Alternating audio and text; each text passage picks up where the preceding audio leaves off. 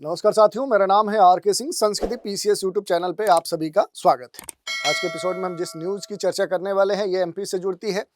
News है कि मध्य प्रदेश में अब सभी नियमित कर्मचारी अब अस्थायी होंगे। और जब से ये न्यूज़ आई है, इस न्यूज़ की खास तौर पे चर्चा हो रही है। तो इसी न्यूज़ से जुड़े हुए जो भी अहम पहलू हैं उन पर संक्षिप्त लेकिन सारगर भी जानकारी लेंगे। चलिए स्टार्ट करते हैं और एक एक करके हम बात करेंगे। सबसे पहले न्यूज़ की बात करेंगे तो न्यूज़ यही है, एमपी के सभी नियमित कर्मचारी अब अस्थायी होंगे। वेतन में वृद्धि की भी बातें अब चर्चा में आ रही हैं, क्योंकि हाल ही में मध्य प्रदेश सरकार ने 1960 के शासकीय जो सेवक यानी कि अस्थायी और अर्ध अस्थायी जो सेवा और इससे जुड़ा हुआ जो नियम है उसको समाप्त करने का क्या ले लिया है, निर्णय ले लिया है। और इस निर्णय के बाद देखें तो राज्य के नियमित जो कर्मचारी हैं उन कर्मचारियों में अस्थायी और अस्थायी की जो श्रेणी है वो पूरी तरह से क्या हो जाएगी, वो समाप्त हो जाएगी।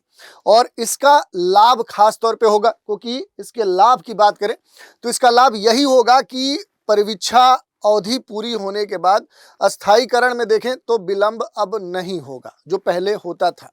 और इससे क्या होगी कि जो वेतन में वृद्धि होती है उस वेतन वृद्धि का जो लाभ है वो समय पर ही मिलने लगेगा।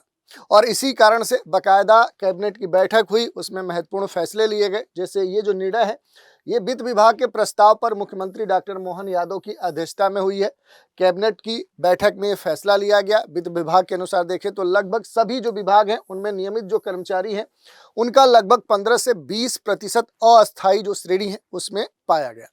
पूर्व में कई बार देखें तो प्रतिनियुक्ति और अन्य जो अवसर हैं उसमें अस्थायी कर्मचारियों को लाभ नहीं मिल पाता था, जैसे अन्य विभाग में 3 वर्ष की सेवा करने जैसी जो बातें होती थी।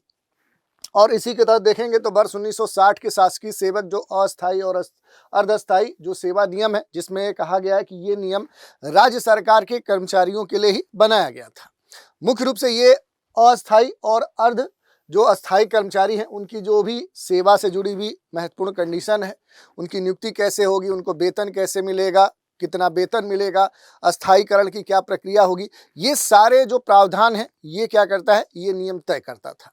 इसका मकसद था कि जो भी कर्मचारी अस्थायी नहीं है उन्हें अस्थायी और अर्ध अस्थायी श्रेणी में रखा जाए, ताकि उन्हें वेतन, सेवा या जो भी पद की शर्तें हैं वो क्लियर हों। अब नियम से जुड़े हुए जो भी महत्वपूर्ण प्रावधान है, जैसे अस्थायी जो कर्मचारी हैं नियुक्ति सीमित अवधि के लिए होती थी, यानी एक टाइम पीरियड फिक्स होता था। दूसरी बात कि जो भी इनकी सैलरी होती थी, जो भी इनको मिलने वाली सुविधाएं होती हैं ये अस्थायी कर्मचारियों से अलग होती हैं, यानी जो भी परमानेंट कर्मचारी हैं उनसे इनको प्राप्त होने वाले जो भी वेतन है या जो भी सुविधाएं हैं वो अपेक्षाकृत कम ही कह सकते हैं। अलग कहने का मतलब यही है। अस्थायी जो कर्मचारी है ये अक्सर परियोजना या विशेष कार्यों के लिए रखे जाते हैं, जैसे कोई कार्य सरकार कोई स्कीम स्टार्ट करे उसमें इनकी संलिप्तता की जाती है। अर्ध अस्थायी जो भी इस तरह के कर्मचारी उनकी अगर बात करें तो अस्थायीकरण की जो प्रक्रिया है ये परीक्षा अवधि पूरी होने के बाद होती थी। और जो भी सैलरी वृद्धि है, सैलरी इंक्रीमेंट है, सेवा संबंधित जो लाभ है वो अस्थायी कर्मचारियों के बराबर नहीं होते थे। और जो अस्थायी कर्मचारी हैं इनको नियमों के अंतर्गत कुछ कर्मचारी अस्थायी नियुक्ति के पात्र होते थे, उन्हें पूर्ण जो भी सेवा लाभ है या वेतन वृद्धि है या अन्य जो सुविधाएं हैं वो प्राप्त होती थी।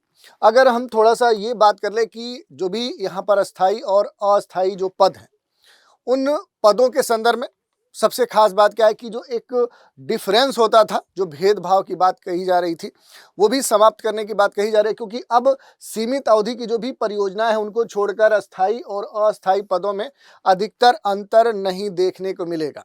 सेवा शर्तें जो भी होंगी, सेवानिवृत्ति के बाद जो भी सुविधाएं होंगी उनमें भी कोई डिफरेंस नहीं देखने को मिलेगा। और पहले जो ये अलग अलग प्रावधान होते थे जिस कारण से अलग अलग विभागों में कई सारी जो जटिलताएं हैं, जो समस्याएं वो देखने को मिलती थी, वो जटिलताएं अब क्या हो जाएंगी, वो समाप्त हो जाएंगी। और सबसे बड़ा लाभ इसका क्या होगा कि समान कार्य करने का अवसर प्राप्त होगा। समान वेतन का जो सिद्धांत है वो लागू होगा, यानी इक्वल प्लेटफॉर्म पर सभी लोग रहेंगे। अगर कार्यभारित और आकस्मिकता पद की बात करें कि कैसे समाप्त करने की बात कही गई है, तो वित्त विभाग का जो भी प्रपोजल है उसमें निर्माण विभागों की जो परियोजनाएं हैं उनके लिए जो भी कार्यभारित और जो भी आकस्मिकता पदों की जो आवश्यकता है वो नहीं है।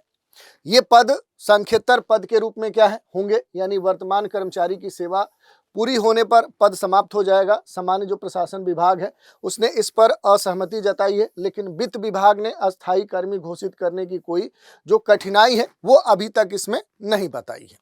इसके अलावा अगर हम बात करेंगे तो कर्मचारियों की पूरी एक नई जो श्रेणी है वो बनाई जा रही है, जिसके लिए बैठक में विशेष तौर पर निर्णय लिया गया है कि अब केवल 5 कैटेगरी ही बनाई जाएंगी। पहली क्या, नियमित स्तर पे, दूसरी संविदा के स्तर पे, तीसरी अंशकालिक स्तर पे, चौथी आउटसोर्स के स्तर पे और पांचवी क्या हो गई तो वो अस्थाई होगी। इससे पहले लगभग 10 कैटेगरीज थी, जिनमें कार्यभारित, आकस्मिकता, अस्थायी, विशिष्ट, समयावधि आदि ऐसे अलग अलग कैटेगरी बनाए गए थे। तो पुराने भेदभाव को समाप्त करने के लिए नई जो व्यवस्था है ये लागू की गई है।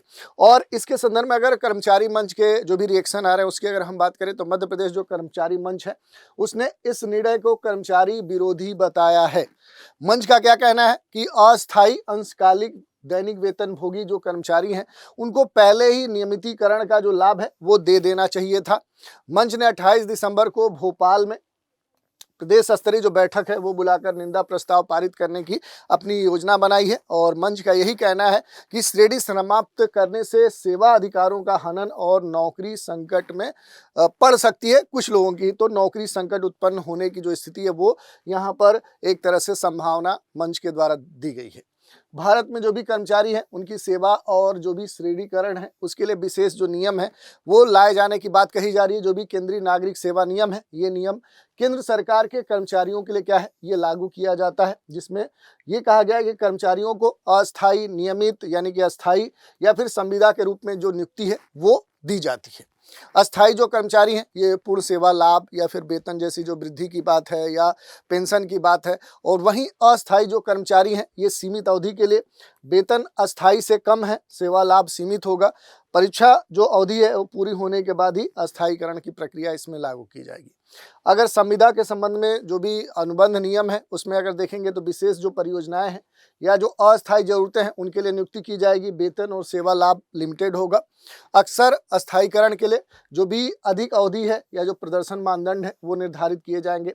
कानूनी और जो भी न्यायालयीय दिशा निर्देश है जिसमें समान कार्य समान वेतन, equal pay for equal work, ये जो महत्वपूर्ण सिद्धांत है उसकी चर्चा हो रही है कि वो होगा।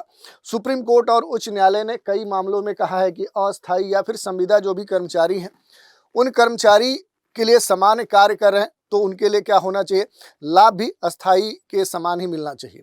राज्य और केंद्र जो सरकार है इसे ध्यान में रखते हुए जो भी अस्थायीकरण है या जो नियम है उनमें सुधार करते रहती है और उसी के तहत इस तरह का एक तरह से पहल देखा गया है।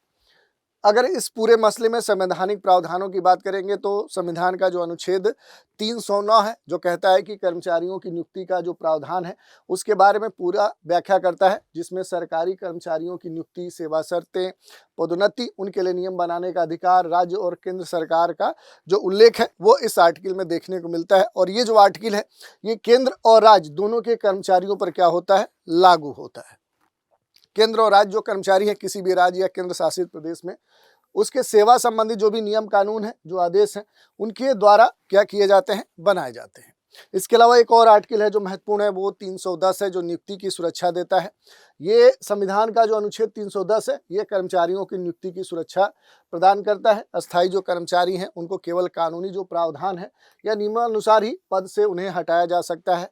अस्थायी या संविदा जो कर्मचारी हैं उनके लिए इससे अलग नियम बनाए गए हैं। अनुच्छेद 311 की बात करेंगे तो संवैधानिक जो सुरक्षा है और जो हटाने के लिए एक प्रोसेस है। अस्थायी जो भी सरकारी कर्मचारी होंगे उनको पद से हटाने या फिर उन्हें निलंबित करने की जो कानूनी प्रक्रिया है वो निर्धारित आर्टिकल 311 करता है। मुख्य बिंदु की अगर हम बात करेंगे इनसे जुड़े हुए तो लिखित कारण या फिर नोटिस देना अनिवार्य होता है। जवाब देने का भी अवसर दिया जाता है। केवल न्यायिक या जो भी अनुशासनिक आदेश हैं उसके बाद ही हटाने की प्रक्रिया होती है। अस्थायी या जो भी संविदा है उनके ऊपर जो भी कर्मचारी हैं उन पर ये जो अनुच्छेद है ये पूर्ण रूप से लागू नहीं होता है। तो ये कुछ महत्वपूर्ण बातें हैं जिन पर हमने चर्चा की। अगर समान कार्य समान वेतन की बात करें कि equal pay for equal work, तो देखिए संविधान का जो अनुच्छेद 14 है ये समानता का जो अधिकार है उसका वर्णन करता है और सुनिश्चित करता है कि सामान्य कार्य अगर लोग कर रहे हैं तो उसके लिए समान वेतन भी मिलना चाहिए, खासतौर पे कर्मचारियों के संदर्भ में, और इक्वल जो फैसिलिटीज़ है वो मिलने की बात करता है। और सुप्रीम कोर्ट और जो उच्च न्यायालय है उसने कई सारे मामलों में देखेंगे अस्थायी संविदा जो कर्मचारी हैं उनके लिए अस्थायी कर्मचारियों के समान ही अधिकार लागू करने के जो दिशा निर्देश हैं वो दिए हैं। तो ये पूरा जो चर्चा था उस पर हमने बात की। कर्मचारियों से संबंधित जो भी अलग अलग संगठन हैं उनको आप देख सकते हैं। अगर सेंट्रल स्तर पर देखेंगे तो यूपीएससी है, कर्मचारी चयन आयोग है, एसएससी है, या फिर केंद्रीय कर्मचारी जो संघ है, या फिर केंद्रीय जो ट्रिब्यूनल है वो बनाए गए हैं। जबकि राज्य स्तर पर देखेंगे तो महत्वपूर्ण तौर पे जो भी राज्य लोक सेवा आयोग हैं अलग अलग राज्यों के हैं, जैसे state PCS, MP PSC, BPSC, UP PSC, राज्य जो कर्मचारी मंच या फिर यूनियन है, राज्य प्रशासनिक या शासकीय जो ट्रिब्यूनल्स हैं, कर्मचारी जो भविष्य निधि या फिर जो संगठन जिसे हम बोलते हैं ईपीएफओ बोलते हैं, जो राज्य और निजी जो कर्मचारी हैं उनकी पेंशन, उनके भविष्य निधि और सेवानिवृत्ति लाभ का क्या करता है, मैनेजमेंट देखता है। तो इस तरह से सेंट्रल गवर्नमेंट का स्तर पे और राज्य स्तर पे महत्वपूर्ण जो ऑर्गेनाइजेशन है वो बनाए गए हैं। तो ये पूरा न्यूज़ हमने देख लिया। इसी पर आधारित एक प्रश्न है कि हाल ही में मध्य प्रदेश सरकार ने किस नियम को समाप्त करने का निर्णय लिया है? 1960 का शासकीय सेवक अस्थायी अर्ध अस्थायी सेवा नियम, 1975 का कर्मचारी सेवा नियम, 1980 का कर्मचारी अस्थायीकरण अधिनियम, 1950 का अस्थायी कर्मचारियों का नियम। तो किस नियम के आधार पर ये बातें कही गई हैं यही आपको यहाँ पर बताना है और सही विकल्प का चुनाव करना है। तो इस तरह से आज के एपिसोड में इतना ही। आप सभी हमारे साथ बने रहें, इसके लिए धन्यवाद।